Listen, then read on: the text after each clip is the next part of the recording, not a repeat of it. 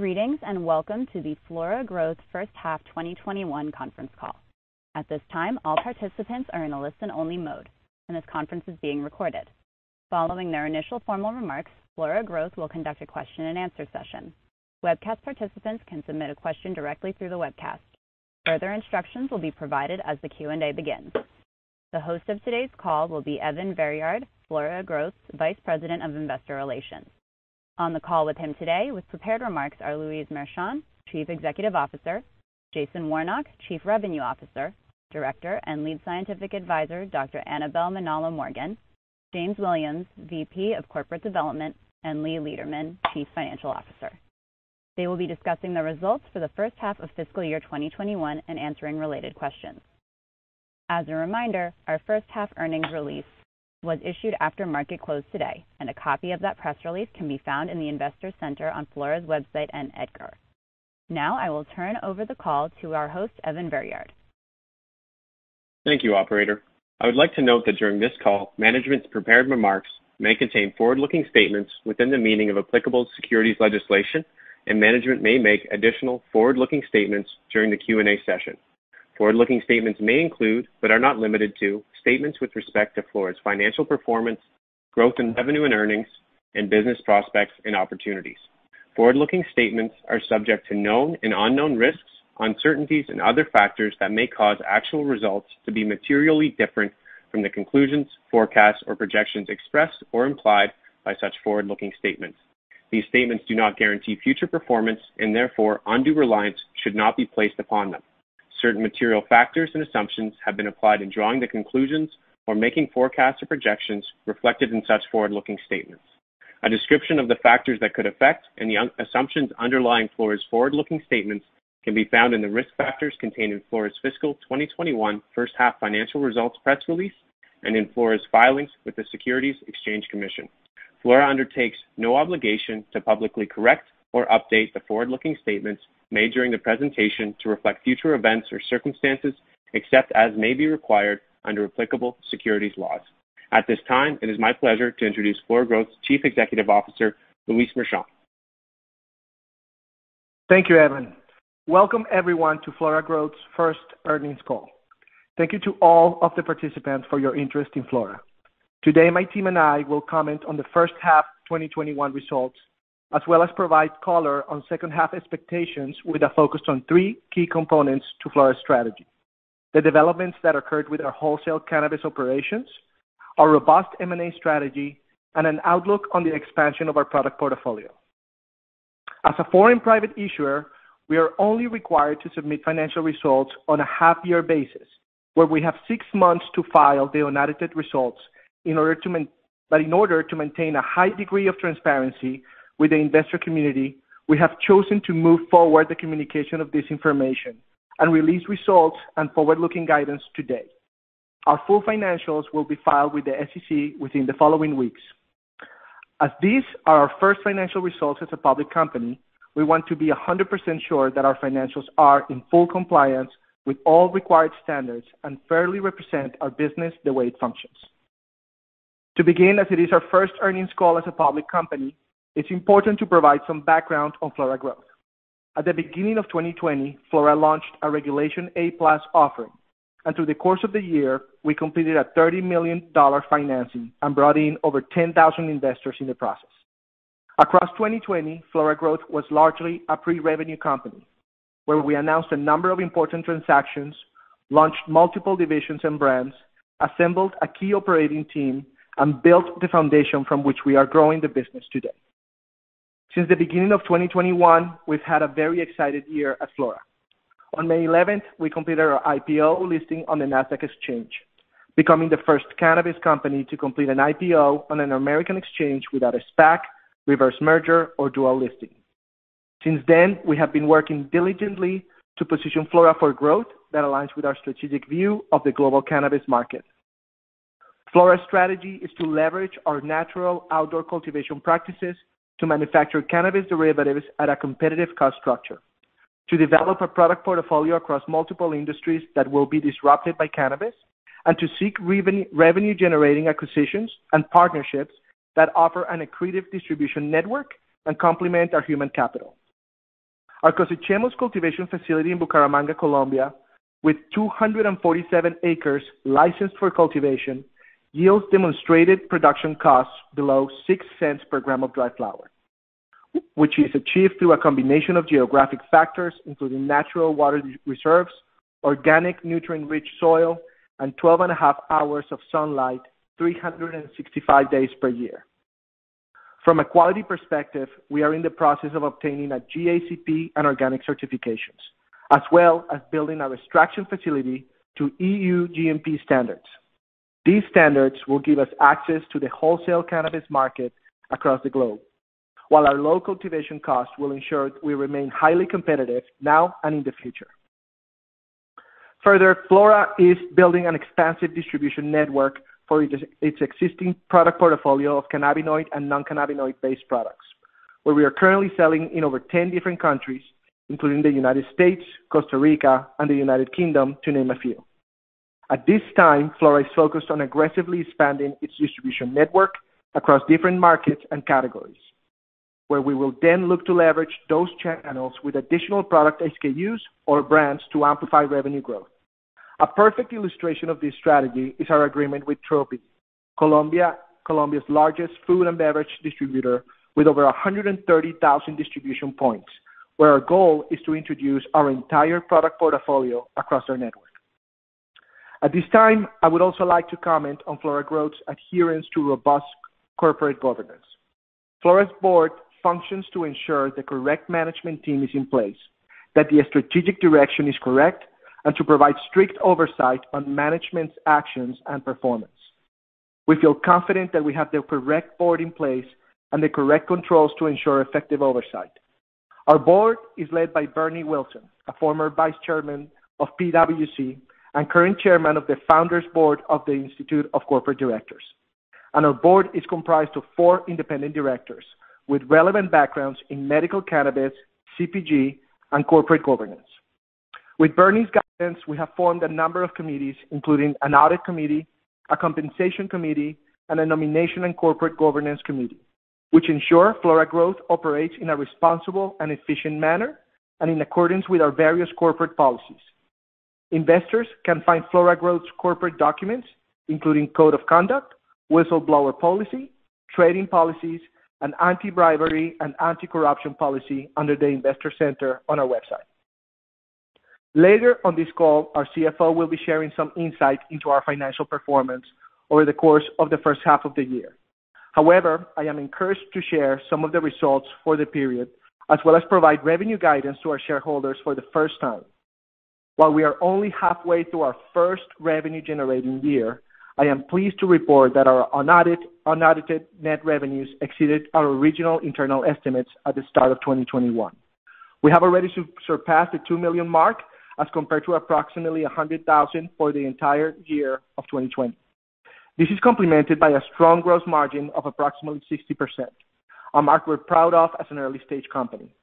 To put this into perspective, our recently completed sales agreement from Tropy totaled approximately $1.1 million for the first order alone, giving us confidence that we can achieve strong growth moving forward. These first half results were driven largely by the growth of our operating divisions in Colombia and the U.S., and achieved in the face of major headwinds in Colombia from the COVID-19 pandemic. As it relates to the COVID-19 pandemic, we continue to monitor the situation closely in Colombia and the other countries in which we operate. Although it remains a risk that all companies must manage through, we have put in place safety measures to protect our employees and have plans in place to support the continuity of our operation if greater challenges do arise. We currently expect our annual revenues for the year 2021 to total between $11 and $13 million. Additional to this organic growth would be the proposed acquisitions of Coke and Giselle and Vessel brands, which combined have trailing 12-month revenues of over $14 million. This revenue growth is expected to be supported by the changes in the Colombian cannabis law, which now allow for the export of dry flower and represent a major opportunity for Flora. Details on the changes will be discussed later in the call. At this time, I would like to invite our Chief Revenue Officer, Jason Warnock, to join me in discussing the first key point we will be sharing on this call, our growth initiatives. Thank you, Luis. As the Chief Revenue Officer, my responsibility is to ensure Flora is focused on expanding global sales opportunities, responsibly entering new legal markets with our cannabis and CPG portfolio, and to broaden the scope of our product categories in both cannabis products and derivatives. As many of you know, there's been a significant legislative change in Colombia, which has created the opportunity for Colombia to position itself as the world's premier cannabis provider. The key points of this legislative change that will impact Flora directly include, number one, the export of dry cannabis flower. Where dried cannabis flower continues to account for an estimated 50% of the demand in major international markets, including the U.S., Germany, and Australia, this represents a major revenue growth sector for Flora based on our own production costs alone. Number two, the allowance for the manufacturing and exporting of cannabinoid ingestible products. With Flora's strong portfolio of in-market food and beverages, this change represents a significant amount of our internal and international sales focus. Number three, substantial marketing restrictions on cannabis products within Colombia have been removed. This allows Flora's consumer products in the health, beauty, wellness categories the opportunity for stronger brand penetration and the sales in the domestic market. Number four, the sale of cannabinoid medical products through drugstores as custom formulas is now permitted. Custom formulas are pharmaceutical products prescribed by doctors and prepared by chemists to meet the unique needs of a patient and are intended to complement medical prescriptions. And finally, number five, the industrial use of cannabis is also permitted now in the use of textiles, plastics, paper, and construction materials. This provides immediate opportunities for our textile division and the Stardog branded line of loungewear and clothing. This change has allowed Flora to immediately begin the process of export and import licensing in multiple legal jurisdictions.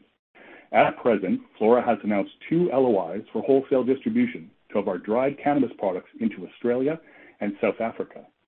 Although exporting dried flower out of Colombia is a new process, the strong support of the Colombian government has shown we believe it will be attained by Flora in this calendar year 2021. Further, the team is actively engaged on signing additional cannabis export agreements around the world. In May, Flora provided an update on our cultivation facility and construction of our extraction laboratory. I am pleased to report now that the construction for our on-site drying, curing, and extraction facility is on pace to be completed on schedule in Q3 of this year and fully operational by Q4. We have increased the size of the facility by 33% to nearly 11,000 square feet or 1,000 square meters to account for our EU GMP requirements and expanded capacity given the recent regulatory changes. At present, we have registered 12 strains and are harvesting our first high CBD commercial strains in September of this year, with our high THC strains to be ready for sale in Q4. Now on to an update on the status of the regulatory licensing and certifications at the Costa Chambers Farm. Right now, we have the ongoing review of our USDA organic and EU organic certification bodies, and fully expect this to be complete, both of these to be complete in 2022. Costa Chambers is also completing the final elements of our Good Agricultural and Collection Process, or GACP, with audits and subsequent certification to align with our September commercial harvest. As I mentioned previously, our on-site extraction facility has been designed to meet EU GMP standards, and we continue to work with our auditors, our strategic partners, and our customers in the EU to expedite this process when at all possible.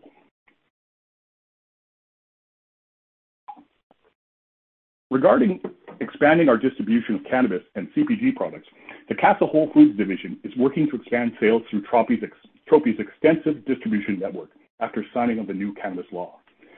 Flora will look to generate sales of additional products from the Flora consumer goods portfolio, including those health and beauty brands containing CBD.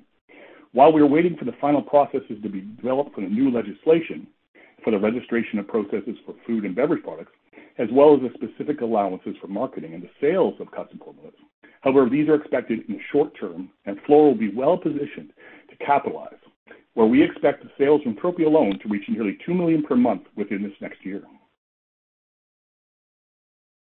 As it was reported in July, Flora signed a letter of intent with Veryard Inc. to form a joint venture for the sale of its award-winning Calea brand across Latin America.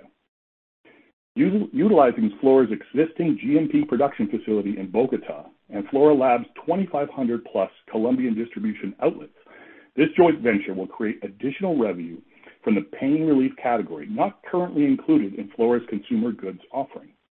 For background, Calea is an established brand that has sold over 5 million units and is currently distributed via major Canadian retailers, including Loblaws, Walmart, and London Drugs, holding the #1 customer retention rate in Loblaws' pain cream category.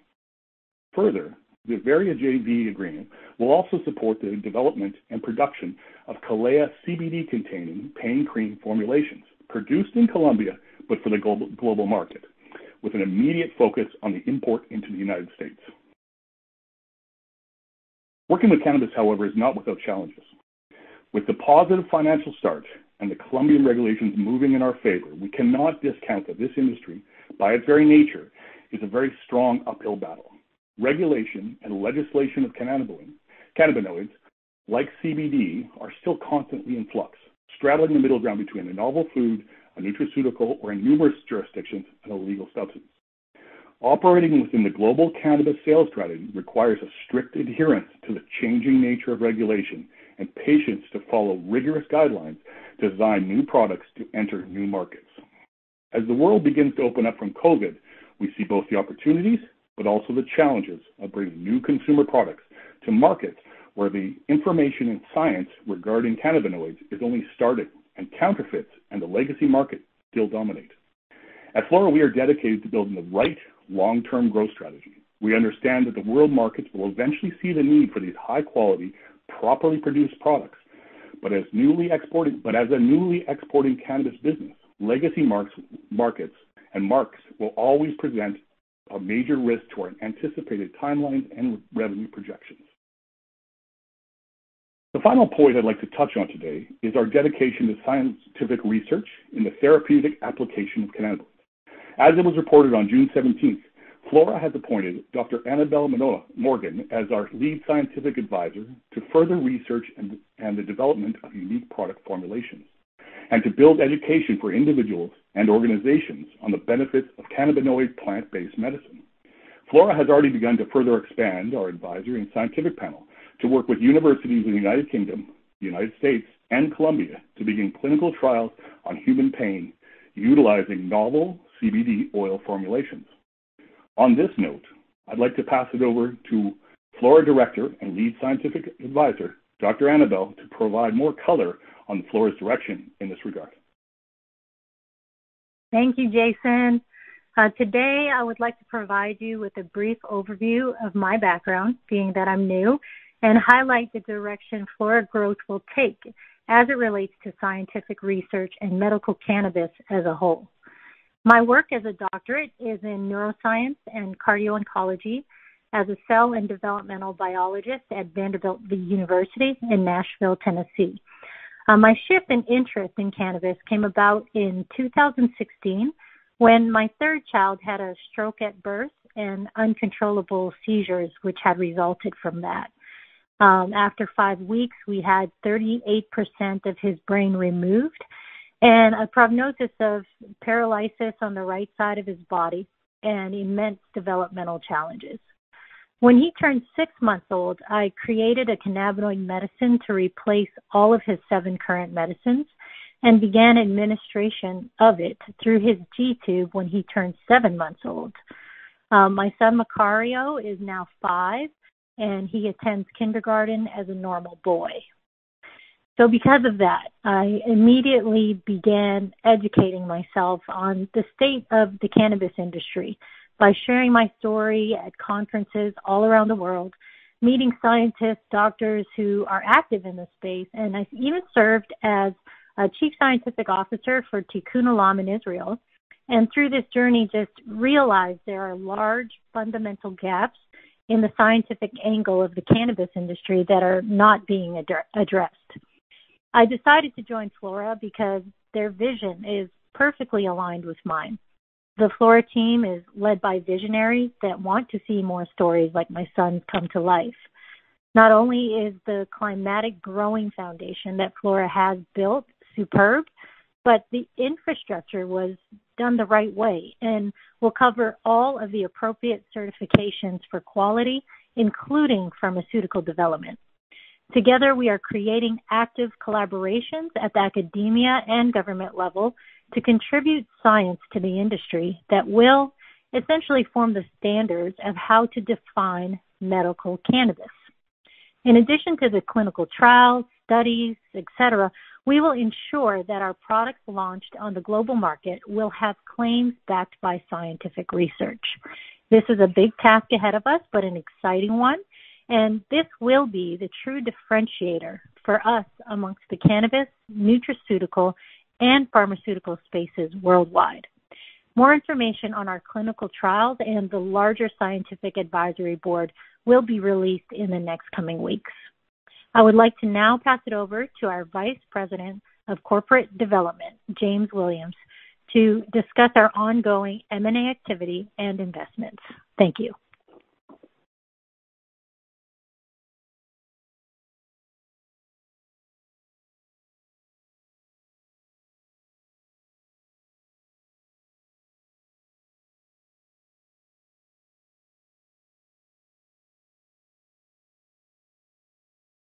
James, are you there?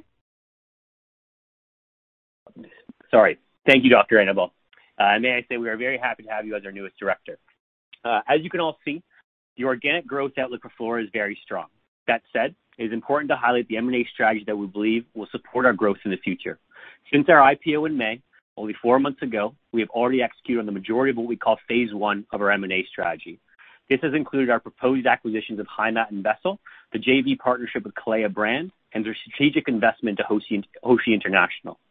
To provide some context, at Flora, we believe that any strategic investment should come with 3 key benefits to us: the addition of key geographical distribution channels, adding new novel products where cannabis will see outsized growth in traditional retail, and adding experienced human capital to our team. The first tenet is our focus on acquiring and partnering with companies with established distribution channels. With dozens of countries introducing and updating their cannabis laws, we look for capital-efficient ways to build distribution channels in global emerging markets. This may refer to an established traditional cannabis wholesale channel, or more broadly, may refer to a network of retail channels that allow us to move an array of products into this market. It is our belief that cannabis products, especially CBD, will continue to cannibalize traditional retailer shelf space, whether that is grocery, pharmacy, or convenience. So by offering both CBD and non-CBD products to our retailers, we assist them in offering their customers both the present and the future. One illustration of this approach is our proposed acquisition of Heimat. We currently have an executed letter of intent with a Swiss company who owns a very sticky distribution network of over 2,500 domestic stores where it sells hemp and tobacco smokable products. With over $8 million USD in trailing 12-month unaudited revenues and now greater financial support and guidance from the Flora team, we are expecting strong organic growth for the Heimat brand around the world. Furthermore, eased restrictions on Colombian exports will allow us to explore exporting our cannabis CBD flower to Switzerland and explore bringing their patented pre-roll technology to many more countries around the world. Another important tenet we focused on in our M&A strategy is a consideration for human capital. From a proven labor force to an experienced C-suite, we are always looking to add the best people in this very fast-moving and challenging industry. We have already built a strong team that is generating positive results, but as we grow the company, our need to grow talent will grow concurrently. Flora believes this is one of its key differentiators. We are not a company looking to buy and pillage SG&A and its people. We're looking to grow revenue, grow profits, and deliver synergies. Flora Growth's strategic investment into Hoshi International is another key transaction I want to highlight. Hoshi's infrastructure will serve as a gateway for the distribution of Flora's Colombian cannabis and branded products into the European Union. Flora's initial investment of €2 million will also accelerate Hoshi's expansion into 2 crucial EU markets, Portugal and Malta. We will also be working with the Hoshi team to leverage our EU GMP know-how, while Flora offers its new exciting technologies and products to their sites. Flora has started the discussions on the best means to develop the supply chain to bring Colombian flower and derivatives through their facilities and into the EU markets. Lastly, I want to discuss the proposed acquisition of Vessel, a company that produces luxury accessories including high-end vape pens, dry herb devices, and cannabis accessories. The category is interesting us as the hardware market has a greater customer loyalty than traditional THC. They have access to a large MSO network, and it does not conflict with the Nasdaq's rules around distribution of THC products. However, beyond their exceptional product is an even more impressive operating team with one of the best branding and e-commerce skill sets in the entire industry. With revenues growing over 100% in 2020 and targeting another 100% in 2021, the Vessel brand will represent a substantive addition to the Flora Growth brand portfolio. Vessel's 2020 unaudited revenues represent $4.5 million and a 52% gross margin, while trailing 12-month revenues are already at $6.2 million. This transaction is expected to close within the next 45 days. We're excited to have the Vessel team join us and help build a greater global e-commerce strategy of brands across the world. Looking forward, Flora will leverage Vessel's in-house design, sales, and marketing expertise to enhance Flora's existing global brand and product portfolio. As part of this process, the team will develop a strategic plan to maximize consumer experience and resonance, increase market share and positioning, and reinvigorate the Flora brand portfolio for the global consumer while staying true to its roots and values in order to make every consumer experience more expressive and personal. As I mentioned earlier, moving forward, Flora will work to wrap up phase one of our M&A strategy by closing the pending transactions. From there, we continue to assess potential targets that fit with the key tenets of our M&A strategy while staying diligently within the confines of our cash position. On that note, I'd like to hand it back over to Luis for an overview of our existing brands and our CPG strategy. Thank you, James. Now I'd like to take a moment to highlight one final aspect of the Flora Growth strategy and value proposition, our robust consumer product portfolio. While we will offer wholesale, medical, and wellness cannabis products, our diversified CPG approach allows us to offer cannabis-containing products in less common categories such as food, cosmetics, and clothing, among others. To provide some background, as a former consumer products executive at Macy's, my prior experience has helped Flora as we expand into retail sales for our entire product portfolio. At Macy's, I managed the enterprise multi-billion P&L expense line for the 540-store portfolio and led various sales and marketing initiatives, including B2B corporate sales that was responsible for sales of $160 million annually. With Flora, I have been leveraging this experience to build a foundation for our growth. Since the beginning of the year, our CPG divisions have experienced solid growth, especially given how the majority of the CPG brands are less than 1 year in market. In July of 2021, we launched a premium all brand by our Flora Beauty division. This brand is designed and marketed by our founding partner and global beauty influencer, Paulina Vega, and is targeting sales in brick-and-mortar stores in Q4 2021. We also have a robust product pipeline that we're set to roll out throughout the rest of the year, including CBD pain and athletic creams, wellness products, textiles, and other beauty product lines. At our Casa Whole Foods division, with the recent Colombian law change, we're also aggressively pursuing the registration and sale of ingestible products from the existing Mambe portfolio. Along with these new cannabinoid versions of existing products, including both CBD and also rare premium cannabinoids like CBG and CBN, Casa is well positioned to launch a wide variety of new product offerings. Further, under the Heimat brand, there are many new cannabinoid-based products, including steep teas and iced teas that are expected to be launched in the upcoming weeks and months. Looking forward, we expect our impressive roster of brand ambassadors to continue to grow. To date, our existing brand ambassadors have been invaluable in creating awareness for the brands and generating meaningful sales. This includes two strong female entrepreneurs in Paulina Vega and Laura Londoño. Both of these women add tremendous value to our team and boast an impressive reach on social media. These partnerships have helped Flora expand our brands from an organic growth perspective and create new opportunities for additional partnerships.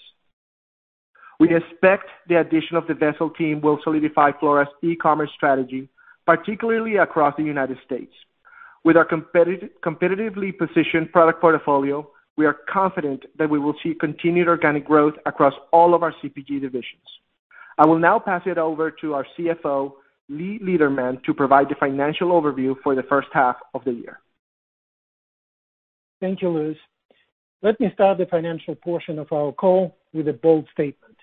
We have an extremely strong balance sheet, one which is capable of supporting all of the initiatives described by Luis, Jason, Annabelle, and James earlier on the call. As of June 30th, 2021, we had almost $19 million in our bank account with minimal debt commitments. In addition to that, subsequent to June 30th, we have started to see substantial cash inflow from the exercise of the warrants sold as a part of the Regulation A offering. To date, we have received commitments in excess of $10 million, with over $7.2 million being already collected and additional $1 million pending clearing. We expect to see this amount continue to grow over the following weeks. From a P&L perspective, we are growing revenue on a weekly basis. In the first 6 months of the year, our revenue surpassed $2 million and continued to grow.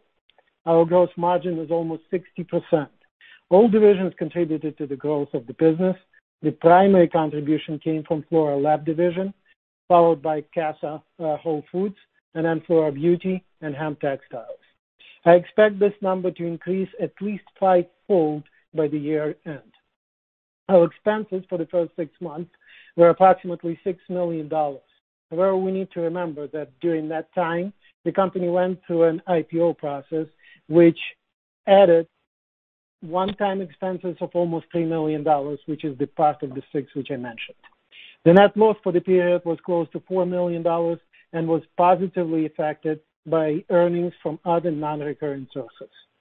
Over the first half of 2021, we have dedicated a lot of effort to building a robust organization, which we believe has the resources and team required to deliver strong growth for years to come. Our full financials will be filed with the SEC within the following weeks. As these are the first financial results as public, fully consolidated company, we want to ensure our financials are in full compliance with all the required standards and fairly represent our business the way it functions. And now I will turn the call back over to Louis for closing remarks. Thank you very much, Lee, for that information. As we stated at the beginning of the call, 2021 has been our first year as a revenue-generating company, and we are very excited by the results. We believe we have built a strong foundation to grow from with respect to our 3 key pillars: our wholesale cannabis operation, our robust M&A strategy, and our product portfolio. A major component of our strategy is centered around becoming a leading international supplier of cannabis derivatives.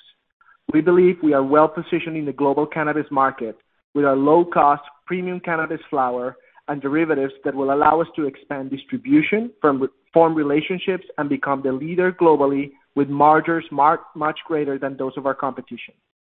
This opportunity is only heightened by the recent passage of the new cannabis law in Colombia. We also have a robust M&A strategy and have already made meaningful progress in the first half of 2021 with the announcements of the Hoshi investment and the Heimat and Vessel transactions. In the second half of 2021, the Flora team will be working to complete the announced transactions and ensure their subsequent integration into the Flora operations. We aim for a smooth process that maximizes synergies while also being cautious of the many difficulties that can come with meaningful M&A activity. We also continue working to identify new and attractive M&A prospects. Flora has also started building the foundation of a strong brand portfolio. In the first half, we were able to add a new brand, launch new brand SKUs, and sign agreements with major distribution partners. Through our latest transaction in Vessel, we now have an excellent team to lead our branding and e-commerce strategy. As Lee shared, we are well capitalized and ready to execute on our mission of building a profitable and sustainable business. From inception, profitability has been a cornerstone of our strategy, and achieving it is at the core of every decision we make. We believe in building long-term shareholder value through realization of our vision and doing so in both a socially and environmentally responsible way. I want to share a special thanks to all of our team members worldwide. We would not be here without your hard work and dedication. To our advisory and board members, and to our customers and clients, and of course, to our valued shareholders, thank you for your continued support. The future of Flora is brighter than ever, and we plan to make that future a reality. Thank you all for sharing into our incredible vision. Before I turn it over to our operator for questions, I would like to share that we're making every effort to be as transparent and communicative with the investment community as possible. As such, we're hosting a monthly fireside chat where our team discusses our company and the industry as a whole. Our next fireside chat will be on September 23rd at 1 p.m. Eastern, and we highly encourage our followers to stay up to date with our email updates as well as these very informative and quite fun broadcasts. With that, I will turn it over back to our operator for questions. Thank you. At this time, we will be conducting a question and answer session. If you would like to ask a question, please press star 1 on your telephone keypad. A confirmation tone will indicate your line is in the question queue. You may press star 2 if you would like to remove your question from the queue. For participants using speaker equipment, it may be necessary to pick up your handset before pressing the star keys. Please note, we ask that you please limit yourselves to one question and one follow-up per person. One moment, please, while we poll for questions. Our first question is from William Kirk of MKM Partners. Please state your question. Hey, everybody. Thanks for the update. I wanted to talk about the timing of some of the things not currently in the second half guidance. So I guess it's two parts. First, when do you expect HiMatt and Vessel, those deals, to close and begin contributing? And I guess what do their forward revenues look like? You gave the trailing numbers, but are they similar to, is that expectation similar to the trailing? And then second, when do the dried flower deals, I believe there's 2 of them, when do they start shipping, and what is the gross margin on that type of business? Thanks.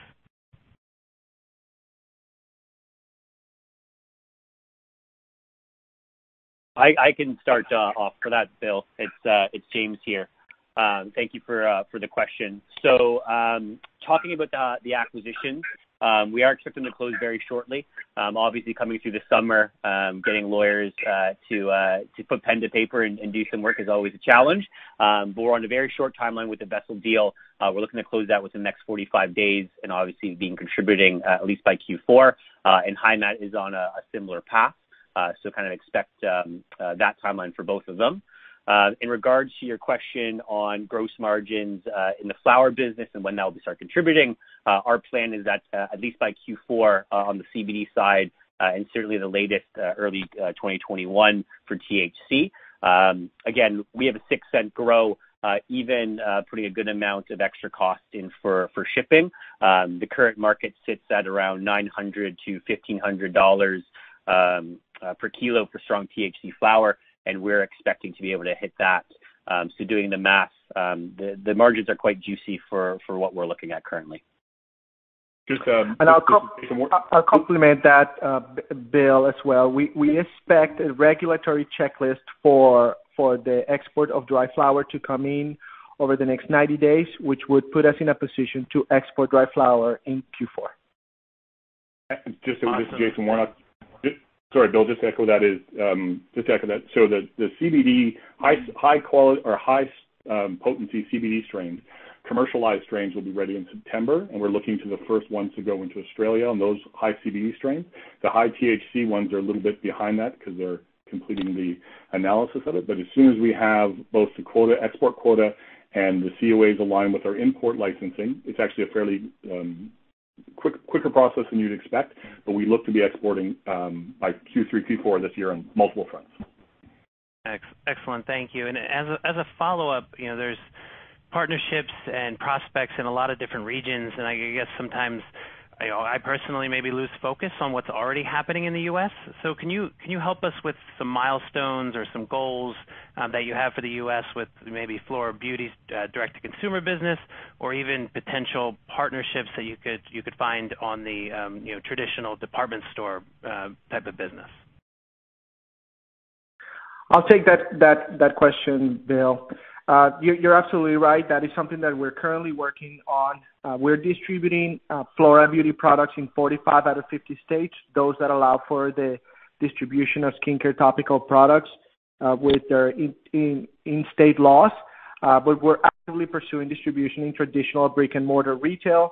Once our negotiations are finalized, we'll announce to the public, but it's certainly a milestone that we look to achieve before the end of 2021.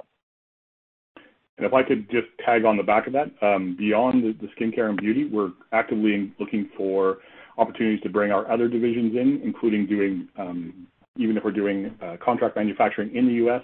in the short term. So that includes the Casa Whole Foods division as well. And so we're looking at ingestibles as well as skincare and beauty across all the legalized states. Perfect. Thank you, everyone. Our next question is from Scott Fortune of Roth Capital Partners. Please state your question. Good afternoon, and thank you for the questions.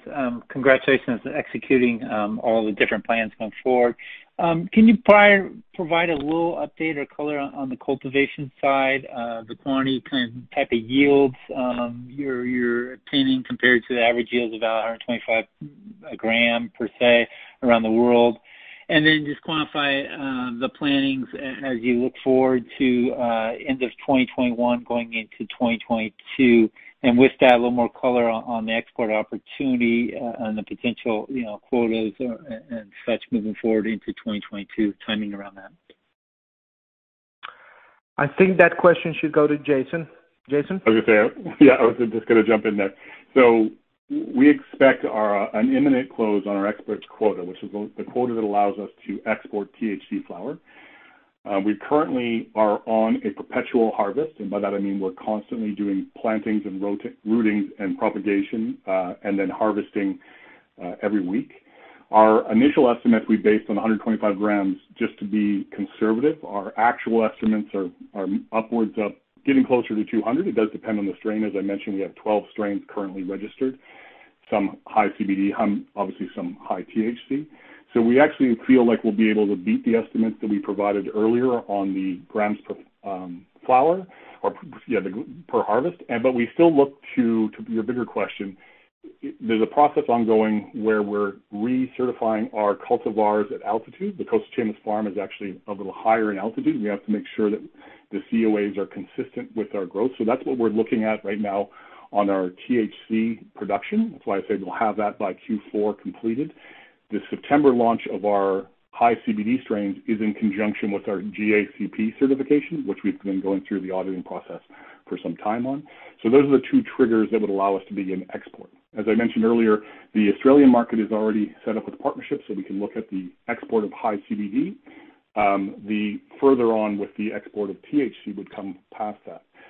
I think James mentioned as well, obviously we're lining up with our partners in the EU to make sure that we can begin to align with their import requirements in both Portugal and Malta, and that's what we'll be looking at more detailed in Q4 for further partnerships. So long answer to your question, Scott, higher yields than expected at present, on pace for September commercialization of CBD and export, and Q4 for THC. Perfect. I appreciate that color. And then just maybe to expand on the EU channel, the opportunity there. We see you acquiring HiMet, which is great there, but kind of the cost side, as in Colombia, you see a lot of others setting up into Portugal to address the tariff cost side of things. But kind of step us through the Hoshi, that deal, and the opportunity to move into EU and moving your brands going forward and wholesale supply into the EU from a timing standpoint going forward here. I'll touch upon that. What should be for? Let me give that one to James. Yeah, sure. No, happy to. Thank you, Scott, for that. So obviously, our partnership with Hoshi is very fortuitous and timing well. Both the Portuguese and Maltese markets are certainly heating up, but obviously having navigators with the team at Hoshi who are very experienced in this and been doing it for a good amount of time. They're certainly fast-tracking and doing all the right things to move us into there in around Q1. I think a different part of our strategy that you see versus other straight wholesalers, we look at ourselves as both suppliers but also customers on the back end. When we're moving our product, whether that be flower, distillate, isolate, we have the products in the brand portfolio to also be purchasers. So working with the Hoshi team, they pretty much have an open template, and we're working together to figure out what the best products to move through there. And certainly with, acquisitions like HiMet, groups like Kalea, and a number of other things that, our investors will see very shortcoming. We'll have new technologies that are perfect for that market, and especially the EU under the Novel Food and Drug Act. So our intent is to move our biomass and our input material through there into Q1, but also have another back-channeled product to offer to the international EU market and certainly Switzerland is going to play a key role in how we develop and test products going into the EU in the future as well. And just one last quick point on that. It's important to note Malta doesn't have cultivation. So Portugal is a cultivation setting, and there's a lot of groups that are moving cultivation there or supporting their own cultivation. Malta does not have any cultivation, so it's a primary input for us in getting products into the EU because obviously we have very large, high-margin cultivation to provide them. I appreciate it. Thanks for the color, and congrats again on execution. Thank you, Scott. Our next question is from Pablo Zuanic of Cantor Fitzgerald. Please state your question. Thank you. Can I ask two questions? One, in terms of where are you in terms of EU GMP certification on the export of flower? And by the same token, just give us a reminder of the supply landscape in Colombia. I know there's a lot of companies that have licenses, but in practice, very few of them have built out yet, right? So we seem to be worried about an oversupply situation in the long term, but maybe that doesn't pan out because not everybody's building and executing on those licenses. So just give us some color on that, please. Thank you. Let me address the first part of that question on the EU GMP. So it's important to note that when you actually grow, like we do at an outdoor cannabis facility, there's a little bit of a misnomer that it has to be EU and GMP. Technically, you can only have an EU GMP process when you actually do something to the material. So what you're typically looking for is that other one, the GACP, which is the Good Agricultural and Collection Process. So most markets will allow for GACP flower exports or imports, including Australia and many others, but they require, if you're doing a technical input, like or an API, for a medical product, it has to be under EU GMP standards.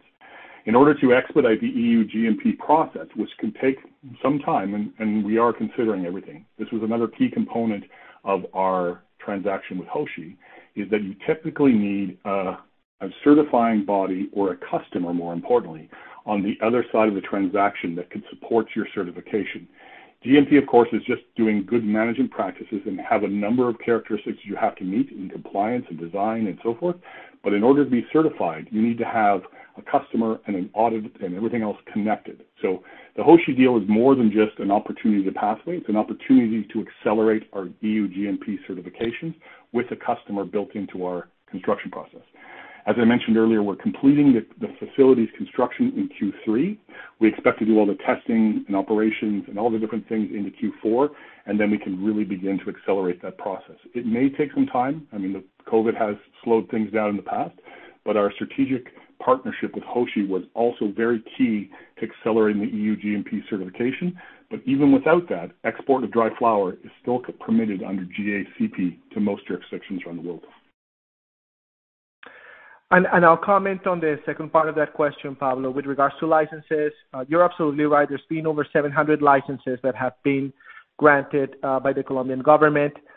We assess that about 10% are actually active today, and only a handful actually have the know-how and the infrastructure to be licensed to export.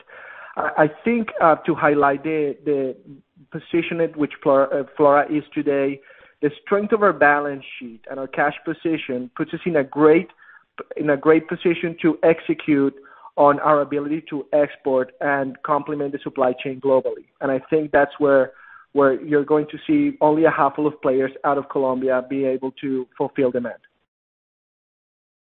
And just maybe a quick follow-up there, and maybe this is quite a few years out, but as you build your distribution overseas and your brand equity, do you see a scenario where you're not in cultivation in Colombia and you're just buying from local farmers and being able to put it through your distribution chain, or that would never make any sense? Well, it makes sense. It's important to achieve a GACP certification. There has to be a tremendous amount of support that needs to be given to small cultivators. It is our intent to provide that type of support and know-how to small cultivators in Colombia. It will further economic growth in the country, which is an important tenet for us, but it will also allow us to aggregate possible demand to supply worldwide. So that's something that we're going to continue to explore and consider over the midterm. Thank you. Thank you, Pablo. We have reached the end of the audio portion of the question and answer session. I will now turn the call over to Evan Veryard, who will address questions submitted on the webcast. Thank you, operator. So we have a number of questions that were submitted for the webcast. We'll go through as many as we can, keeping in mind the time. First question, Luis, perhaps this is for you. Can you provide more color on where Flora expects the revenue growth in the second half of the year to come from? Yes, absolutely. The contribution will be similar to that of the first half of 2021. Our biggest contributor in terms of revenues is Flora Lab as of today. Of course, we announced a significant deal with Trophy, and our second revenue generating and contributor will be Casa Whole Foods, followed by Flora Lab, the activation of our Cosechemos farm, and then hemp textiles. But we fully expect to meet our revenue guidance of $11 to $13 million of organic growth in 2021. Now, of course, pending the transactions of both Vessel and HiMat, they will become strong contributors to our revenue in the upcoming months once we close those two transactions. Great. Thank you. Next question, James, perhaps for you. Regarding the Vessel brand acquisition, can you provide more color on the ultimate value this adds to Flora Growth? Is this a revenue play, a technology play, or something else? Yeah, thanks for that, Evan. It's all of the above. I think it goes to the tenets that we're looking for: new products, new distribution channels, and great people. Vessel hits all of those directly on the nose. Not only are they having a material contribution to our revenue line and expecting to continue to grow parabolically, the product format that they offer is something that allows both interesting marketing opportunities. As most people who follow the cannabis market know, THC and even CBD are very hard to market, whether that's in the U.S. or Canada. When it's a hardware and a technology, they don't have the same constraints. And then just speaking to the team, James Cho and his team have done a fantastic job of building what they see as a proper route to commercialization. Ingraining them into our e-commerce skill set will be fantastic in regards to how the rest of our brands go directly to consumer, to which we're already doing. But we view it as something to juice the numbers for us going forward. And of course, we'll be looking for them to help us continue to build more brands and fund growth into future new categories. And I would like to add a comment with regards to Vessel. As the cannabis industry continues to go mainstream and consumers and patients become more comfortable with cannabis, delivery methods become a very important part of the strategy. And Vessel manufactures sophisticated devices that are highly sophisticated, great technology that consumers and patients will be very comfortable in utilizing. Excellent. Thank you, Luis. Next question, perhaps for you as well, Luis. Can management comment on the recent movement in the share price and how it affects the business? Absolutely. It has been our strategic priority to ensure that we deliver long-term value to our shareholders. And short-term movements on our stock price certainly will not sway us from executing our long-term strategy. We're focused on becoming a global leader in the cannabis industry, on growing our wholesale cannabis operation while developing a robust brand and product portfolio backed by scientific research. Those are our values, and we're going to continue to execute. We're thankful for the attention that our share price is receiving, and know that up to date, our return from the IPO has been over 80% year to date. We'll continue to deliver and execute on our strategy, and expect that we will be rewarded, and so will our investors. Thank you, Luis. Final question for you, James. Regarding the Kalea JV, could you provide more information on the timelines in which it's expected to form, get product into market, and again, elaborate more on the value to Flora? Is this a brand play, or is there something larger here? 100%. Thank you, Evan. So Kalea is an interesting deal, especially coming from the Canadian landscape where I am. So not only is Kalea, a $5 million generating revenue line domestically in Canada for a baseline pain cream without CBD or THC in it, directly hitting major retailers and proving a real efficacy in the pain category. it's well known that Canadian CBD products cannot move down south. So not only will we really bring the Kalea brand to the Colombian market in its base form, we will also have the pleasure of putting CBD into that product and then moving it back into the U.S. So this is just the first of many interesting deals where we're leveraging really established brands who are forced, given their geographical regions, to be unable to potentially innovate and move into the cannabis industry, given the favorable conditions of Colombia and our track record of already doing so with our Flora Beauty products. We already have the supply chains built out to help these brands lever their products further. Obviously, with the JV mechanism, there's also a number of efficiencies that we drive, not having necessarily to fund a lot of the capital and ROI to get the brand off and rolling. From a timing perspective, we're moving very, very quickly with this one. We've already gone through product registration and are moving towards getting everything into Spanish and Colombian languages, and are already targeting new countries. So it's our expectation that this will start contributing to us Q3 or latest Q4. Excellent. Thank you, James. That wraps up the webcast Q&A. Luis, back to you for any final comments. Once again, I'd like to thank to all the members of the audience, our investors, our shareholders, and more importantly, the hundreds of employees at Flora Growth that have helped us bring our company's vision and making it a reality. We continue to execute and we'll continue to deliver value to our investors. And once again, look forward to have you all join our next fireside chat on September 23rd. Thank you all. This does conclude today's conference. You may disconnect your lines at this time. Thank you for your participation and have a wonderful day. Time. Thank you for your participation and have a wonderful day. Time. Thank you for your participation and have a wonderful day. Time. Thank you for your participation and have a wonderful day. Time. Thank you for your participation and have a wonderful day. Time. Thank you for your participation and have a wonderful day. Time. Thank you for your